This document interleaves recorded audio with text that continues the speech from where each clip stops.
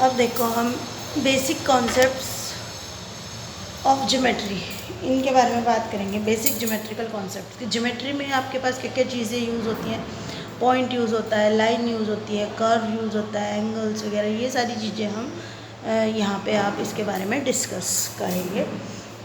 तो सबसे पहले हम लेते हैं पॉइंट। पॉइंट क्या होता है कि कोई भी चीज़ अगर हम स्टार्ट करते हैं, कुछ भी बनाना है ज्योमेट्री के लिए, हमें पॉइंट की स्टार्टिंग, पॉइंट सबसे पहले यूज़ किया जाता है। Point is a small dot which can be mark bye a sharp pointed pencil. कोई भी आप इस तरह से डॉट बनाएंगे प्लेन पेपर शीट पे, ये आपके पास पॉइंट होता है। ठीक है, पॉइंट का यूज़ कहाँ होता है? We use point to mark a location on the map. ये पॉइंट के बारे में आपके पास। अब लाइन क्या आता है? लाइन, दो पॉइंट्स को जब हम आपस में मिला देते हैं तो हमारे पास इस तरह से लाइन बन जाती है। ठीक है, अब लेकिन अगर ये इधर भी बढ़ सकती है और इधर भी बढ़ सकती है, एक्सटेंड हो सकती है, तो ये हमारे पास हो जाती है लाइन। कैसे? A line is a set of all points. अगर मान लिया हमारे पास कुछ पॉइंट्स हैं, इन पॉइंट्स को हम ज्वाइन करते चले जा रहे हैं, तो ये हमारे पास लाइन बन के आ जाती है। तो लाइन में क्या होता है? लाइन का कोई भी एंड पॉइंट नहीं होता। लाइन को हम बोथ साइड एक्सटेंड कर सकते हैं, मतलब दोनों साइड पे बढ़ा सकते हैं। तो इस तरह से अगर कोई फिगर है आपके पास लाइन और दोनों साइड पे एरो लगा हुआ है उसके पास, तो इसका मतलब वो है लाइन। इसका रिप्रेजेंटेशन इस तरह से होता है, ए बी के ऊपर इस तरह से रोटेशन। ठीक है, तो लाइन आप दोनों साइड एक्सटेंड कर सकते हो एंडलेसली, कितना भी आप बढ़ा सकते हो। ठीक है, a line has no end point. अब उससे आगे चलेंगे। रे, रे क्या होती है?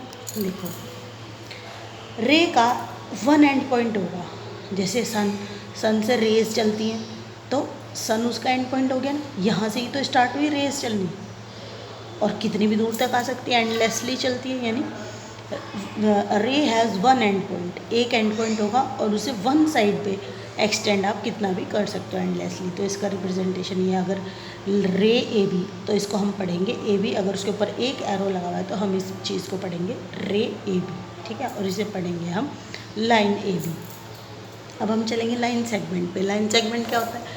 लाइन सेगमेंट आपको गिवन होता है, उसका मेजरमेंट गिवन होता है कि जैसे आपको 2 सेंटीमीटर की लाइन सेगमेंट है या 3 सेंटीमीटर की लाइन सेगमेंट है, इस तरह से। तो और हमारे पास अब अगर 2 सेंटीमीटर की लाइन है तो 2 से ज़्यादा बढ़ा तो नहीं सकते ना, ना इधर बढ़ा सकते ना इधर बढ़ा सकते, तो इसलिए इसके 2 एंड पॉइंट्स होते हैं। A line segment has 2 and points. ठीक है, ये आपको गिवन होगी। तो इस तरह से हम ये, इसमें कोई भी आपके पास एरो नहीं जाएगा, और इसका रिप्रेजेंटेशन इस तरह से होगा कि ए बी के ऊपर इस तरह से आप लाइन बनी हुई आएगी आपके पास, तो इसे बोलेंगे हम लाइन सेगमेंट ए बी। ठीक है, a part of line is known as line segment. Line segment होता है, क्या होता है? लाइन का ही एक पार्ट होता है। जैसे ये लाइन है, इसके बीच में ये छोटी सी लाइन है। ठीक है, अब देखो, अब हम पढ़ेंगे इंटरसेक्टिंग लाइंस। इंटरसेक्टिंग लाइंस क्या होती है? अगर दो लाइन आपस में कट कर रही हैं वन पॉइंट पे, एक ही पॉइंट पे कट कर सकती हैं, तो इस तरह से काटती हुई जो लाइंस जाती हैं, इन्हें बोलते हैं हम इंटरसेक्टिंग लाइंस।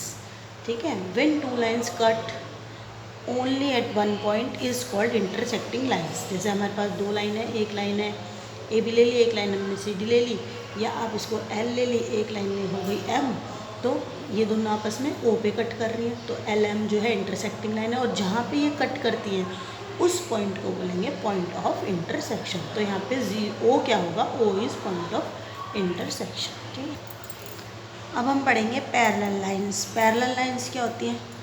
जब दो लाइन इस तरह से होती हैं, they never intersect each other. दो लाइन हमेशा साथ साथ तो चलती हैं, पर आगे जाके ना तो कहीं पे मिलती हैं ना इंटरसेक्ट करती हैं, तो इस तरह की लाइंस होती हैं हमारे पास पैरेलल लाइंस। जैसे इसका एग्जांपल हो जाएगा आपके पास सड़क के दो किनारे, नदी के दो किनारे, ये तो नहीं आपस में मिलेंगे एक दूसरे को, तो ये हमारे पास पैरेलल लाइंस होती हैं। Parallel lines never intersect each other. ठीक है, अब पढ़ेंगे हम कर्व्स क्या होता है। कर्व, कोई भी जो लाइन स्ट्रेट नहीं होती है, ये इसे हम कर्व कहेंगे। ठीक है, तो कर्व्स इस तरह से, ये सारी शेप्स आपके पास कर्व की है। कर्व कितने टाइप्स के होते हैं? देखो, such figures are called curves. Curves आपके पास दो टाइप्स के होते हैं, एक ओपन कर्व होता है और एक आपके पास होता है क्लोज कर्व। तो ओपन कर्व क्या होता है?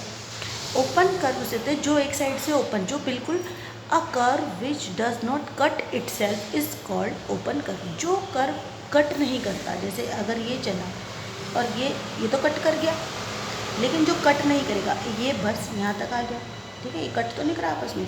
इस तरह के कर्व्स आपके पास ओपन कर्व होंगे। जैसे ये आपके पास ओपन कर्व है, जैसे ये ओपन कर्व है, ये ओपन, ये सारे आपके पास ओपन कर्व्स हैं।